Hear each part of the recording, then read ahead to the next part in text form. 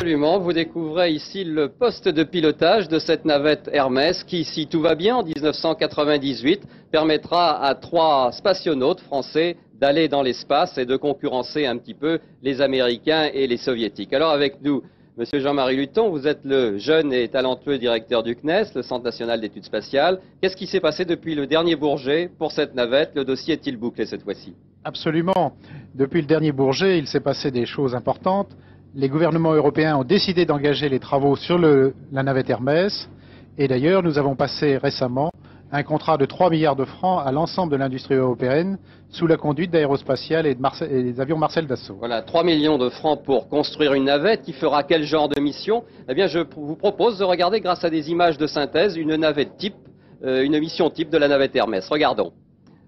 Alors, Monsieur Luton, vous allez commenter ces images, puisque voilà donc le décollage. Ce sera de Kourou, je suppose. Oui, c'est un décollage de Kourou. Hermès est sur Ariane 5.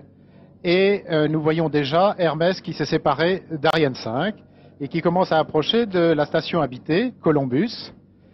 Hermès se retourne pour pouvoir s'arrimer.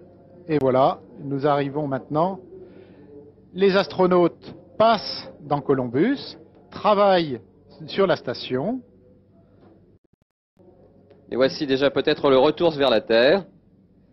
Nous avons la séparation, le freinage pour rentrer dans l'atmosphère. Avec des températures sous la coque de l'ordre de 1600 degrés, ce sera ça à peu près? Absolument.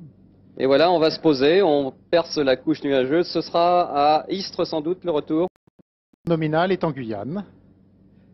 Voilà, alors que vous découvrez, Jean-Claude, maintenant l'intérieur, la partie arrière, non pilotage, avec bien sûr les toilettes, aussi dans l'espace, et tout ce laboratoire qui permettra aux astronautes de travailler, de vivre. Il y a aussi un micro-ondes, il faut bien se nourrir. Voilà, cette navette Hermès, définitivement lancée au Salon du Bourget, et qui volera donc en 1998, avec d'abord un premier vol automatique et ensuite un équipage. À vous.